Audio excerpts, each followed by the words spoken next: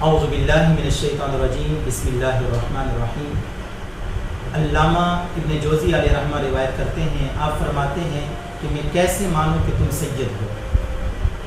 اس روایت کو آپ پیش کرتے ہیں کہ ایک خاتون تھی کہ جو جوانی کے اندر بیوہ ہو گئی اور اس کے ساتھ بچیاں تھیں، اور اس نے ہجرت کی سمرقند کی طرف، اور جب وہاں پہنچی تو وہاں کے لوگوں کو جا کر بتایا، ان سے پوچھا یہاں کوئی ایسا ہے جو سخی ہو، جو سردار ہو؟ تو اس کو بتایا گیا یہاں دو سردار ہیں، ایک مسلمان سردار ہے اور دوسرا مجوسی سردار ہے۔ تو وہ خاتون جو مسلمان سردار تھا اس کے پاس چلی گئی اور اس کو کہا کہ میں رسول اللہ کی آل ہوں، میں رسول اللہ کی اولاد ہوں، میں سید ہوں، بیوہ ہوں، یتیم بچیاں ہیں، اور اس بھری دنیا کے اندر کوئی میرا آسرا سہارا نہیں ہے۔ جب اس مسلمان سردار کو اس نے یہ کہا تو اس نے آگے سے یہ جواب دیا کہ میں کیسے مان لوں کہ تم سید ہو۔ جب یہ جواب دیا، یہ جواب سن کر وہ خاتون اس مجوسی سردار کے پاس چلی گئی جو موجوسی سردار بھی تھا۔ تو جب اس کے پاس گئی، اس کو جا کر کہا کہ میں سید ہوں اور تمہارے پاس پناہ مانگتی ہوں۔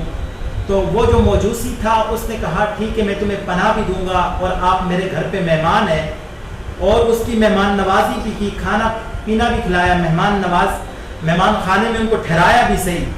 تو جب وہ رات کو مسلمان سردار سویا اور حضور علیہ السلام جنت میں جاتا ہے، اور جنت کے دروازے پہ حضور علیہ السلام نے اسے روک دیا، کہا یا رسول اللہ میں آپ کا امتی ہوں۔ حضور نے فرمایا کہ میں کیسے مان لوں کہ تو میرا امتی ہے۔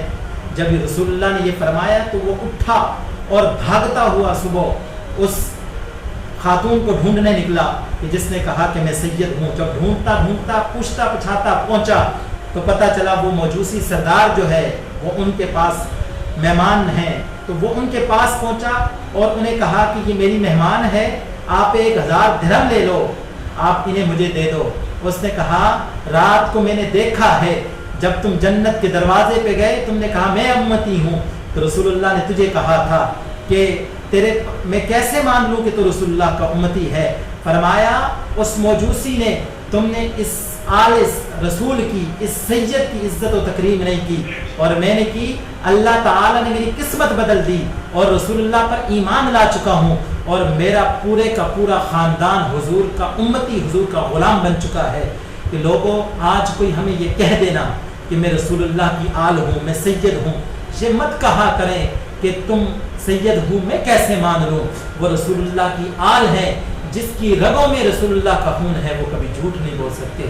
اللہ کی بارگاہ میں دعا ہے اللہ تعالی ہمیں آل رسول، اپنی اولاد اور اہل بیت طہار کی عزت و تکریم کرنے کی توفیق عطا فرمائے۔